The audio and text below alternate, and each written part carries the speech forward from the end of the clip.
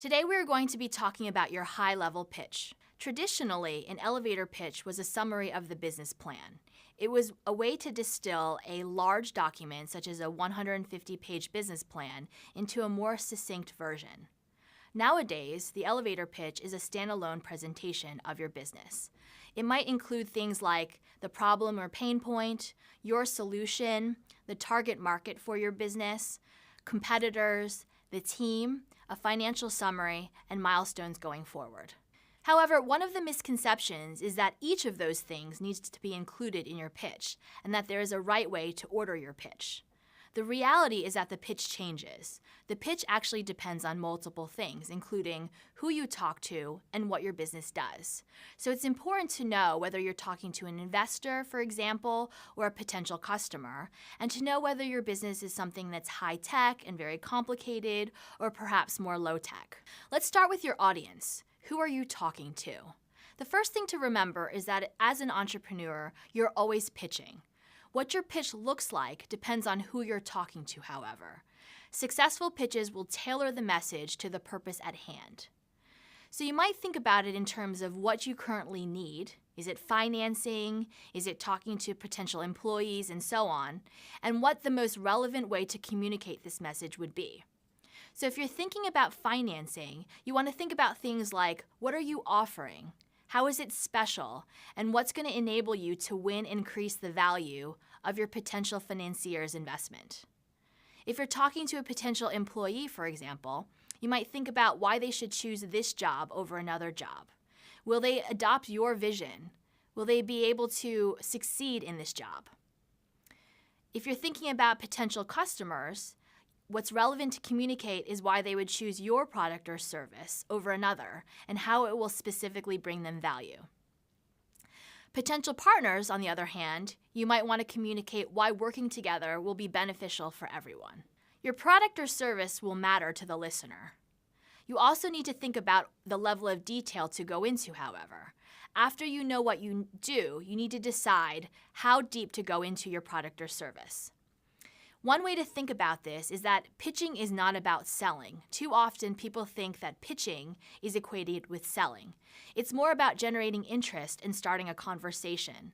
It's not a one-way street where you're talking and trying to communicate something, but in fact, you're trying to give your lay of the land and your vision and start a conversation. One way to think about this is to think about it in two distinct phases.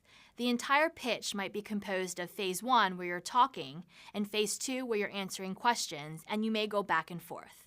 In the first phase, what you're trying to do is establish what your business does. You're trying to communicate your vision and your lay of the land. Your objective here is to explain your offering in a high-level fashion. You don't necessarily want to get into the details and the nitty-gritty. You want to be generating interest so that at the next level, the questions will be interesting and it'll really allow you to shine. In phase 2, you're answering questions. These are questions that are more specific from the listeners. You want to make sure that their key questions, concerns, and doubts are addressed. This is one way to increase your credibility and establish legitimacy in their eyes. When they have doubts, you'll be able to answer their questions and really shine and generate interest for further conversations. The point of a pitch is often to create conversations and create a standpoint from which you can discuss things going forward in the future. In terms of level of detail, you can think about it from the standpoint of your audience's knowledge vis-a-vis the particular attributes of your product or service. You might want to think about the complexity of your offering and the level of knowledge of your audience. In the upper left box, this is where the complexity of your offering is extremely high, but the knowledge of your audience is low. People tend to have the most trouble with this box. The tendency is to get too deep into technical details and you end up losing your audience. This happens because you know your product well and you assume that your audience will also know the technical details of your product as well, when they in fact do not.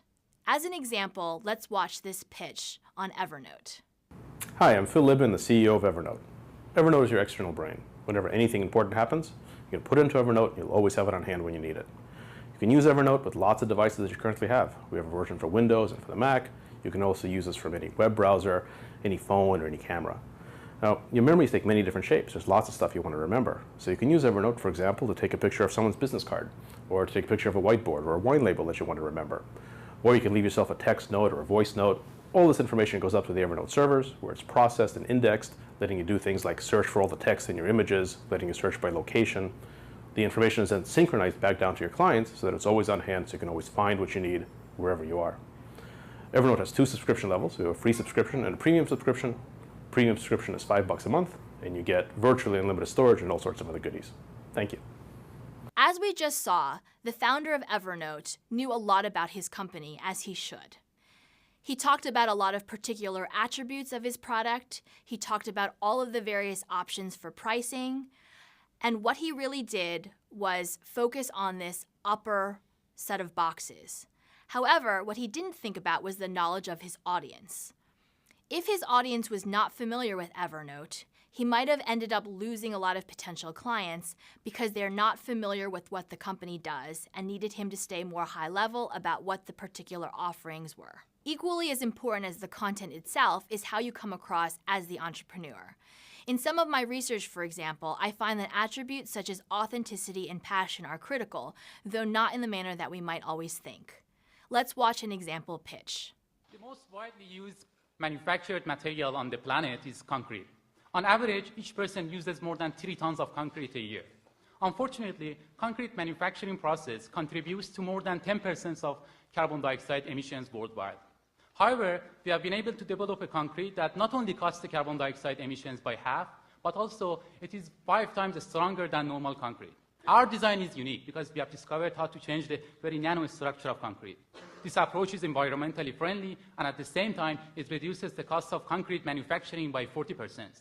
Given that the US market for concrete is over $100 billion a year, this makes our product extremely lucrative for concrete manufacturers. We are a team of 5 researchers, including 3 superstar professors at MIT. I myself am a last year PhD student working on innovative concrete, and we are looking for 2 more passionate people to complete our team for financial aspects. As we just saw, this entrepreneur has a very distinct style. I often ask students to vote on whether or not they think this entrepreneur won the pitch competition that he was competing in, and they vote no overwhelmingly.